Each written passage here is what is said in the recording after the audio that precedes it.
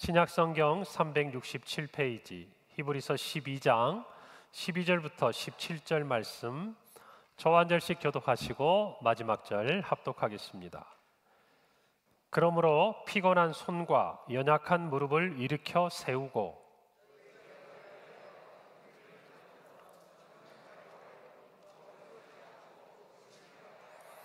모든 사람과 더불어 화평함과 거룩함을 이루라. 이것이 없이는 아무도 주를 보지 못하리라.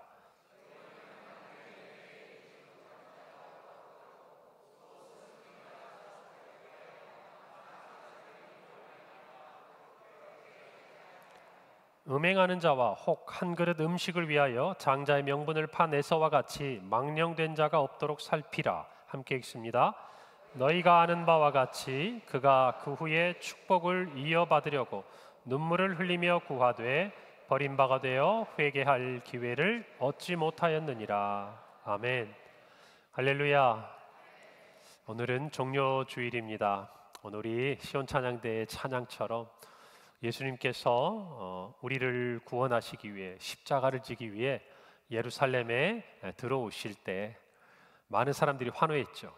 자신들의 겉옷을 바닥에 땅에 깔고 펼치고, 그리고 종려나무 가지를 꺾어서 그것들을 펼치고, 그리고 그들이 다윗의 자손으로 오시는 이여 호산나, 우리를 구원하소서, 그렇게 예수님을 환영했어요. 그러나 우리는 잘 알고 있습니다. 불과 한 주간이 지나지 않아서 그들 대부분의 사람들은 예수님을 십자가에 못 박고자 했을 때 이렇게 외칩니다. 예수를 십자가에 못 박아라.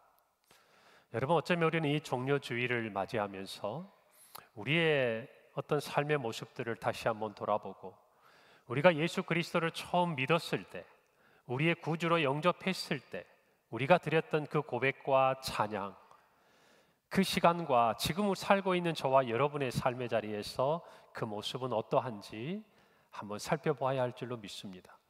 그리고 오늘 우리가 이 종료주의를 맞이하면서 정말 어쩌면 우리 때문에, 우리를 위하여, 우리를 구원하시고자 십자가에 죽으신 그 예수님에 대한 감격과 감사, 그것이 희미해졌다면 반드시 회복해야 될 시간인 줄로 믿습니다.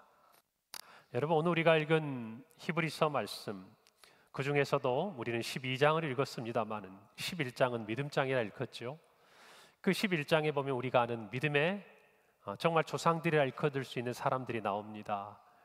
아브라함도 나오고요, 또 그 훨씬 거슬러 올라가서 노아도 나오고요, 아벨도 나오고. 여러분, 그 믿음의 사람들을 우리에게 하나하나 다 이야기해 준 이유가 뭘까요? 그들의 믿음을 따라 본받으라는 것이죠. 그리고 그들이 무엇을 위해서 그렇게 살았는지, 그리고 그 믿음의 실체가 무엇이었는지, 그 믿음이 무엇을 바라보고 있었는지를 이 히브리서 기자는 명확하게 이야기하는데, 이것이 저희 평강교회 2022년 주제였습니다. 예수님을 바라봅시다. 믿음의 주여 또 온전케 하시는 이인 예수를 바라보자. 여러분, 이것이 이 믿음에 대한 위대한 사람들을 기록하면서 이 히브리서의 저자가 하나하나 그들의 이야기를 써낸 이유가 됩니다.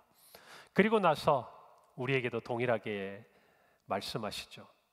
예수님, 조금 더 구체적으로 이야기하면 예수님의 십자가, 그 예수님의 십자가를 바라보면서 우리가 어떻게 살아가야 할 것인지, 어떻게 우리도 믿음 안에서 우리의 이야기들을 써가야 할 것인지를 오늘 구체적으로 성경을 통해서 가르쳐주고 있습니다. 특별히 히브리서의 저자가 이 편지를 받고 있는 수신자들 포함해서 오늘을 살고 있는 저와 여러분에게 하고 싶은 말이 있어요. 읽진 않았습니다만 12장 4절부터 5절 상반절인데 이렇게 기록합니다. 너희가 죄와 싸우되 아직 피 흘리기까지는 대항하지 아니하고 또 아들들에게 권하는 것 같이 너희에게 권면하신 말씀도 잊었도다. 두 가지 우리의 가슴을 찌르는 말을 합니다. 하나는 죄와 싸우는데, 우리의 삶에 영적인 이 싸움이 있는데 피 흘리기까지 싸우지 않는다는 거예요. 저와 여러분이 싸우지 않는다는 게 아니에요. 영적인 싸움을 하고 있고 그리스도인으로 이 시대를 살아가고 있는데 부족하다는 거예요. 많이 부족하다는 거예요. 우리가 도달해야 될 수준에 미치지 못하고 있다는 거예요. 그리고 또 하나, 아들들에게 권하는 것 같이 너희에게 권면하신 말씀을 잊었다. 우리가 예수 그리스도를 믿어 하나님의 자녀가 됐습니다. 성경의 말씀 하나하나는 하나님 아버지께서 하나님이 자녀 삼아주신 저와 여러분에게 권면하시는 말씀들로 가득합니다. 근데 그것들을 잊었다는 거예요. 뭔가 건강하지 못하죠. 뭔가 균형 잡지 못한 상태에 있다라는 것입니다. 그리고 이어서 말합니다. 이렇게 죄와 피 흘리기까지 싸우지 않고 권면하신 그 말씀을 잊어버린 성도들은 어떤 현실 앞에 맞닥뜨리게 되는가? 그것이 앞선 6절에 있어요. 제가 읽겠습니다. 주께서 그 사랑하시는 자를 징계하시고 그가 받아들이시는 이름 아들마다 채찍질하심이라 하였다라고 기록합니다. 여러분, 죄와 피 흘리기까지 싸우지 않고 아들들에게 권면하신 그 말씀을 잃으면 그 다음에 찾아오는 게 있어요. 징계입니다. 그런데 그 징계가 분명한 목적이 있어요. 사랑하시는 자를 징계하시고 아들들마다 채찍질하신다는. 다시 말하면 아직 하나님의 이 구원의 그 은혜 아래 머물지 못하는 사람들과는 다르게 예수 그리스도를 믿어 하나님의 자녀가 된 저와 여러분은 하나님이 그대로 놔두시지 않는다는 거예요. 더 정확히 이야기하면 그대로 놔둘 수가 없다라는 거예요. 이거는 진노의 감정이 아니에요. 사랑의 감정이 더 느껴지는 거예요. 여러분, 우리가 자녀들이 뻔히 잘못된 길로 가는데 그것들을 보고 가만히 놔두면 부모로서 참 많은 부분 부족한 거 아니겠어요? 화도 나지요. 그러나 화보다 더 큰 감정이 있습니다. 사랑의 감정인 것이. 우리 하나님께서는 때로는 우리를 돌이키게 하시기 위해 징계하기를 마다하지 않으세요. 저와 여러분의 삶에서도 분명히 알아야 돼요. 우리는 예수 그리스도를 믿어 하나님의 아들, 딸이 되었습니다. 그렇기 때문에 이 하나님의 사랑에서 예외가 없는 거예요. 이 고난주간 특별 새벽기도를 지나가면서 우리는 이 두 가지를 기억해야 합니다. 나는 죄와 피 흘리기까지 싸우고 있는가? 더 나아가서 적당하게 세상에 한 발, 교회에 한 발 걸쳐두고 신앙생활하고 있지는 않은가? 돌아보자는 것이에요. 또 하나, 하나님의 말씀들을 잊고 순종하지 않는 우리의 삶은 아닌가? 돌아보아야 한다는 것입니다. 오늘 저와 여러분이 말씀을 통해서 그에 대한 구체적인 교훈을 얻기를 바랍니다.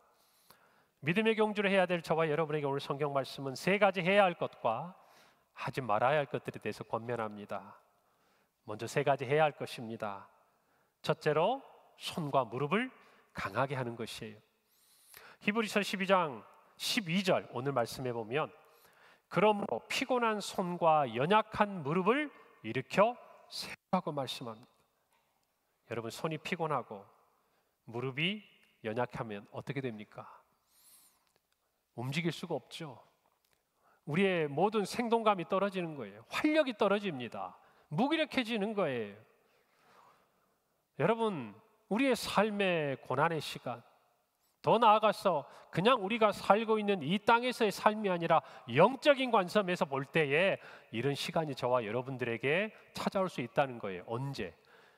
죄와 피 흘리기까지 싸우지 않고 또 하나님의 말씀을 잊어버리면 우리의 삶의 이와 같은 시간에 직면할 수밖에 없다는 거예요. 하나님은 그렇게 해서라도 우리의 삶의 고단함을 통해서라도 하나님 앞에 나오고 하나님을 생각하도록 우리 이끌어 가십니다. 더 나아가서 우리는 그런 상황에 이르기 전에 우리의 영적인 신호등에 경고가 들어왔을 때 우리의 손이 피곤하고 우리의 무릎이 연약해질 때, 다시 말하면 언제일까요? 주님을 위해서 우리의 삶을 드리고 쓰임받지 못할 때, 그리고 하나님 앞에 무릎을 꿇고 기도할 수 없을 때, 여러분, 저와 여러분은 무엇인가 생각하고 깨달아야 한다는 것입니다. 아, 내 영혼이 낙심에 빠져 있구나. 내 영혼이 지쳐 있구나. 또 내 삶에 힘들고 어려운 짐이 어깨에 얹어졌을 때 여러분, 이것을 통해서 우리는 모든 것을 포기하고 피곤하다고 지쳐있다고 주저앉아 있을 것이 아니라 그 힘든 우리의 삶의 자리에서 오히려 우리의 손을 강하게 하고 우리의 무릎에 힘을 주어서 일어나야 한다는 것이, 여러분, 그런데 그렇게 일어나는 힘의 원천이 저와 여러분에게 있는 게 아니라는 겁니다. 예수 그리스도의 십자가에 있는 거예요. 여러분, 그걸 저와 여러분이 알아야 돼요. 영혼이 잘 되는 것처럼 우리의 범사가 잘 되는 것, 이것이 영적인 원리 아닙니까? 저와 여러분이 이 고난주간을 지나가면서 우리의 영혼의 문제에 대한 점검이 필요해요. 우리의 영혼에 있어서, 내 신앙에 있어서 내 손은 힘이 있는가? 내 무릎은 주님 앞에 무릎을 꿇고 기도할 만한 강한 무릎을 가지고 있는가 확인해 보셔야 돼요. 그것이 돼야 우리의 삶의 어려움들 속에서 낙심하지 않고 일어날 수 있는 것입니다. 여러분, 오늘 저와 여러분이 이 말씀의 교훈을 받아야 할 줄로 믿습니다. 설령 우리의 삶에 힘들고 어려운 일이 있더라도 이 일을 통해 우리에게 이루고자 하시는 하나님 아버지의 그 마음을 깨닫고 하나님의 그 뜻을 이루어야 돼요. 하나님의 자녀들을 징계함으로 이루고자 하시는 것이 무엇이겠습니까? 우리가 우리의 자녀들을 때로는 징계함으로 우리가 이루고자 하는 것이 무엇입니까? 바른 길로 가고자 하는 거 아니겠어요? 하나님도 마찬가지. 오늘 본문 앞에 있는 11절에 보면 이렇게 기록되어 있어요. 무릇 징계가 당시에는 즐거워 보이지 않고 슬퍼 보이나 후에 그로 말미암아 연단받은 자들은 의와 평강의 열매를 맺느니라. 여러분, 징계를 받는데 즐거운 사람이 누가 있습니까? 삶이 힘들고 어려운데 즐거운 사람 누가 있어요? 우리의 영혼이 낙심되고 좌절되고 실망하는데 즐거운 사람이 누가 있습니까? 슬프지요. 힘들고 어렵습니다. 그러나 그것이 끝이 아니에요. 우리 주님께서 우리를 징계하시는 그 이유가 있다면 하나예요. 하나님 아버지의 그 모습 안에는 우리 안에 맺고 싶은 열매가 있어요. 의와 평강의 열매라는 것입니다. 오늘 저와 여러분이 이것을 깨달아야 돼요. 여러분, 그런 거 있잖아요. 꿈이 있고 목표가 있는 사람은 현재 고단한 삶이요, 마냥 힘들지만은 않아요. 왜 그렇습니까? 이루고 싶은 것들이 있기 때문이죠. 기대하는 것이 있기 때문이에요. 고단해요, 지쳐요, 피곤해요, 때로는 슬퍼요. 그러나 넘어지지 않아요. 믿음 안에서도 마찬가지입니다. 여러분, 오늘 이후로 우리의 손과 우리의 무릎이 강하기를 바랍니다. 지지 마세요. 지지 마세요. 일어나세요. 예수 그리스도께서 십자가를 지고 죽으신 이후에 3일 만에 부활하신 것처럼 일어나야 합니다. 할렐루야. 오늘 이 은혜가 저와 여러분에게 있기를 바랍니다. 두 번째로 곧은 길을 만들어야 돼요. 오늘 13절에 이렇게 말씀합니다. 너희 발을 위하여 곧은 길을 만들어 저는 다리로 하여금 어그러지지 않고 고침을 받게 하라. 우리에겐 표대가 있어야 돼요. 신앙의 목표가 있어야 돼요. 어디로 가는지 모르고 그저 우왕좌왕하는 것이 신앙의 길이 아니에요. 우리는 세상 사람들이 다 가는 넓은 길을 찾는 것이 아니에요. 주님이 가신 십자가의 길, 좁은 길을 따라가는 거예요. 할렐루야. 여기에 대한 분명한 결단이 있어야 돼요. 좁은 길도 가면서 세상 사람들이 다 원하는 것도 얻고자 하면 여러분, 우리는 이도저도 아닌 사람들이, 이루어질 수가 없는 것들이, 곧은 길을 가야 돼요. 바울은 말합니다. 나는 표대를 향하여 달려간다. 하늘에서 나를 부르신 하나님의 그 부름의 상을 향하여 내가 달려간다고. 여러분, 저와 여러분도 분명한 길이 있어야 돼요. 예수님이 뭐라고 하셨어요? 내가 곧 길이요 진리요 생명이라고 그랬어요. 예수님이 가신 그 십자가의 길을, 자기 십자가를 이기고 따르라고 말씀하셨어요. 저와 여러분은요, 십자가의 길을 따라가야 돼요. 고난도 영광도 그 길 안에 있어요. 할렐루야. 우리 모두가 그 길을 만들어 가기를 바랍니다. 따라가기를 바랍니다. 세 번째로 화평함과 거룩함을 따라야 됩니다. 오늘 14절이에요. 모든 사람과 더불어 화평함과 거룩함을 따르라. 이것이 없이는 아무도 주를 보지 못하리라. 저와 여러분이 이루어야 될 것이 있어요. 화평함이에요. 거룩함이에요. 여러분, 이것이 십자가의 길이에요. 예수님께서는 십자가의 그 길을 가심으로 원수되었던, 죄인되었던 우리와 하나님의 관계를 화목케 하셨어요. 화평하게 하셨어요. 그리고 그로 말미암아 우리가 이제는 하나님과 화목하게 되고 화평을 이룬 저와 여러분이 우리 각자에게, 우리 모두에게, 그리스도인 사이에 아니라 믿지 않는 자들에게도 하나님과 화평할 수 있는 길을 열어줘야 돼요. 가르쳐줘야 돼요. 인도해줘야 돼요. 거기 가면 생명이 있다고, 거기 가면 구원이 있다고 예수 그리스도 앞으로 인도해 나아가야 돼요. 할렐루야. 그것을 위해 저와 여러분은 화평함을 우리의 삶 속에 이루어야 돼요.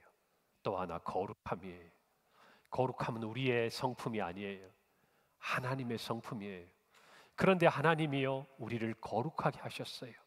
하나님의 자녀를 삼아 주셨어요. 예수 그리스도를 믿음으로 말미암아 우리의 모든 죄를 사해 주셨어요. 그리고 이렇게 말씀하시는 거예요. 내가 거룩하니 너희도 거룩하라.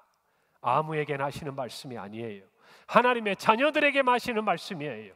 내가 거룩하니 너희도 거룩하라. 이 소망을 가지고 우리에게 주어진 삶의 자리에서 다시 오실 주님을 기다리면서 거룩함으로, 정결함으로, 깨끗함으로 나아가는 저와 여러분이 되기를 간절히 바랍니다. 우리가 하지 말아야 될 세 가지에 대해서 우리 자신을 살피라고 오늘 성경은 우리에게 가르쳐 줍니다. 그 첫 번째가 하나님의 은혜에 이르지 못하는 자가 없도록 하라는 거예요. 15절 상반절입니다. 너희는 하나님의 은혜에 이르지 못하는 자가 없도록 하라. 여러분, 우리는 예수 그리스도를 믿어 구원을 얻었습니다. 이 구원의 은혜를 우리는 간직해야, 붙들어야 합니다. 사랑하는 성도 여러분, 예수님 당시에도 많은 사람들이 예수님을 따랐어요. 자기들의 욕심을 따라 예수님을 따랐어요. 호산나 다윗의 자손이여. 이 종려주일에 그들은 예수님을 환영했지만 그들은 예수님을 십자가에 못 박으라고 얘기했어요.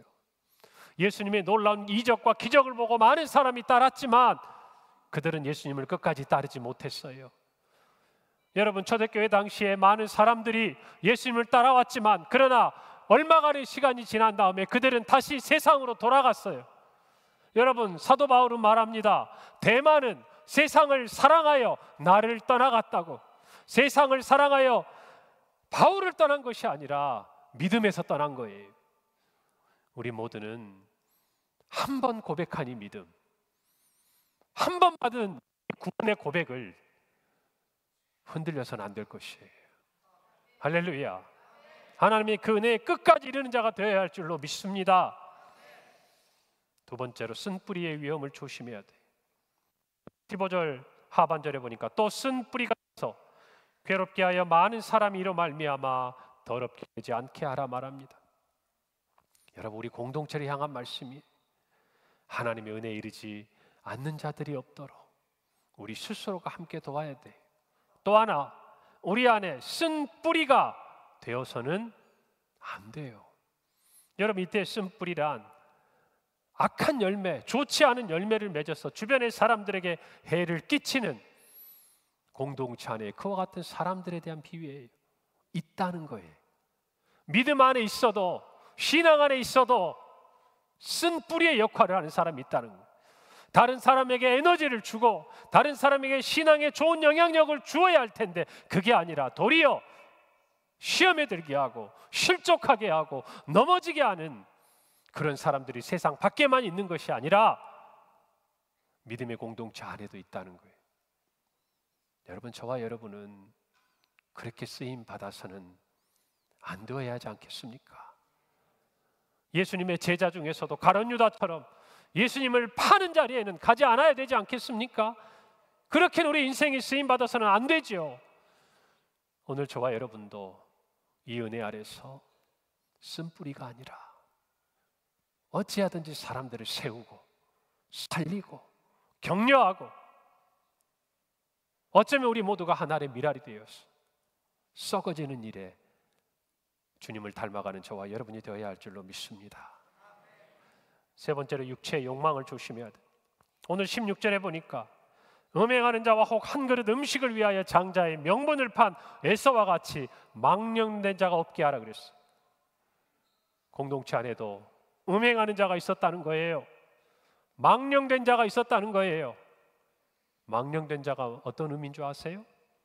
거룩하지 못한 자. 좀 더 구체적이면 세속적인 이런 뜻을 가지고 있어요. 여러분, 교회 안에 그런 존재가 되어서는 안 돼요. 여러분, 우리 모두는 참으로 세상도 악하다고 하는 일을, 이 음행과 같은 일을 안 하는 것은 너무나 당연한 일이고 우리에게는 더 나은 가치가 있어요. 그것은 바로 세속적이지 않아야 돼요. 에서를 왜 예를 듭니까?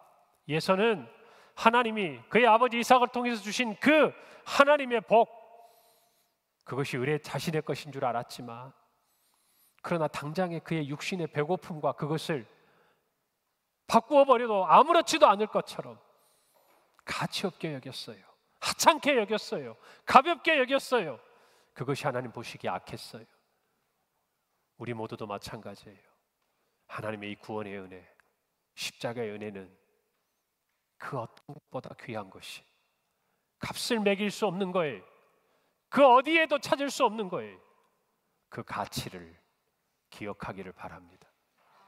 그 은혜를 알기 때문에 특별히 교회가 정한 그 법에 따라 오늘 우리는 성찬을 행하지 않습니까?